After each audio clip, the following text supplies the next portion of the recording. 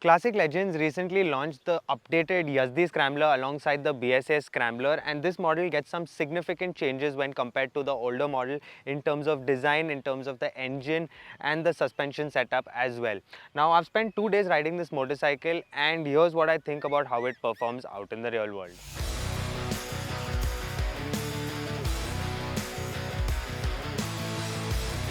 The Scrambler now gets a redesigned fuel tank similar to the one seen on the updated Yezdi Roadster, along with new side panels featuring a racing-style number boards and a ribbed seat. Combined with the updated engine casing, the motorcycle looks fresher and far more modern than before. In fact, this is arguably the best-looking version of the Yezdi Scrambler yet. Now in terms of fit and finish, it has improved a lot when compared to the older model, but I would still say that in the segment there are better finished motorcycles, for example the Triumph Scrambler 400. What I mean by that is there are some areas on the motorcycle where you just see some things that are not finished up to the mark, like for example this plastic over here, the small paint finishing on top of the engine. But yeah, overall the fit and finish is much better than before.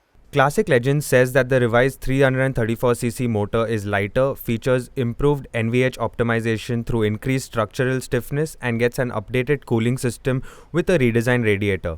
Additionally, the shift from the earlier dual exhaust setup to a single exhaust has helped shave nearly 10 kg off the motorcycle's overall weight.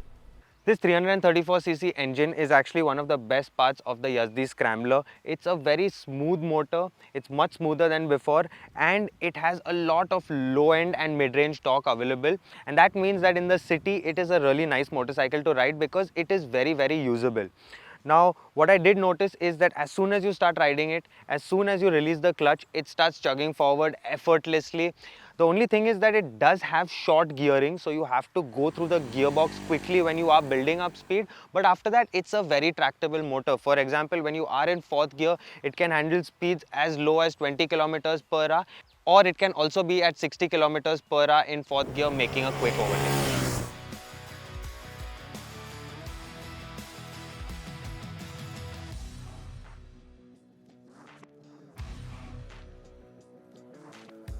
This is a single at the end of the day, so there are some vibrations present, but they only come in at around 6000 RPM. But in my opinion, this motorcycle, the way it's meant to be ridden and the way I've also been riding it, it feels really nice at around 5.5 to 6000 RPM. So that's the sweet spot you want to keep it in and the place that it feels the best.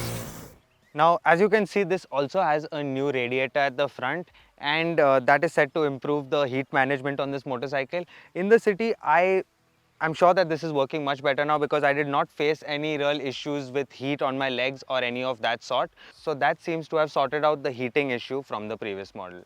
Now, along with the new engine, Yezdi have also given the motorcycle a new electronic suite. So this gets the same electronics from the Yezdi Adventure. So you essentially get 3 riding modes, which are off-road, road and rain, and all of them alter the power delivery along with the level of intervention of traction control. Unfortunately, the electronics feel like the least polished part about the motorcycle. While the system itself works decently, especially the traction control in road mode, the overall user experience is not great. Modes can be changed under 30 km per hour on the go, but requires a long press on the switch gear, and there were multiple instances where the mode simply refused to change while riding even under 30 km per hour. I think that the Scrambler's simple retro-inspired character did not require such an extensive electronics package in the first place. In its current state, the rider aids feel more like added complexity than meaningful enhancements to the riding experience. We also encountered an issue with the Sidestand sensor remaining active even after the stand was folded up, preventing the bike from starting. This is something that would become frustrating in everyday usage. So in terms of ergonomics, I'm around 5 foot 7 inches, and as you can see, this is how I fit on the motorcycle. I cannot completely flat foot, but I'm still closer to the ground. It's not a very tall Scrambler. This has a seat height of around 813 mm, which is not very tall for a Scrambler, and it has a nice and wide handlebar. You're placed upright in a commanding position. But what I think about the bottom half is that it is quite a cramped and small motorcycle at the bottom. Like, I'm a short rider, so it's manageable for me, but taller riders are going to be with their knees completely up, which I feel for a Scrambler I would have liked to be sitting slightly higher up. But yeah, overall this is a nice position and a fun position for riding in the city or even through corners. Classic Legends has also revised the chassis setup while retaining the same wheelbase and steering geometry. The subframe has been updated as well, and despite a curb weight of 186 kilograms, the Scrambler feels really light both at a standstill and while riding. This makes it an easy and accessible motorcycle to manage. The suspension setup has also been retuned with revised spring and damping rates aimed at improving comfort and ride quality. The changes have certainly helped, and compared to the older motorcycle, the new Scrambler handles rough patches and undulations with far better composure. However, this largely applies at lower speeds, and the setup still feels harsh when you hit bumps above 70 to 80 km per hour. Off-road, the bike is capable enough to get through trails, but again, not at a very high pace, and it's not going to be happy doing anything hardcore.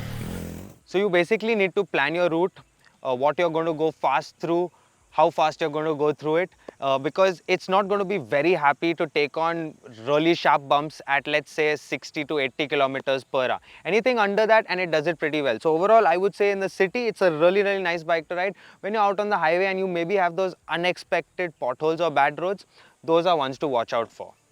As for braking, the performance is adequate for the level of performance on offer, although the ABS intervention under hard braking can be excessive. Overall, the Yezdi Scrambler is a big step up from the older model. It feels much nicer, and the engine is one of the best parts about this motorcycle. The engine along with the suspension works really, really well in the city, and it's also going to be a very nice motorcycle to take out for your, let's say, for your Sunday rides, but nothing more than that. It's not going to be the best highway tourer or the most hardcore off-road machine.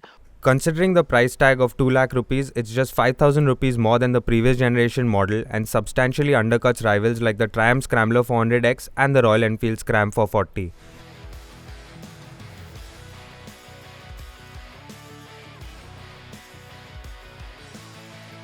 It feels more sorted, more refined and easier to live with on a daily basis. The only flaws are the unpolished electronics package, and the comfort for longer durations at higher speeds is not great.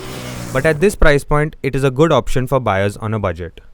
अच्छा role ठीक है, बस एक line ही बोलना है. Okay. Sorry, ये delete मार दे दोनों. ठीक.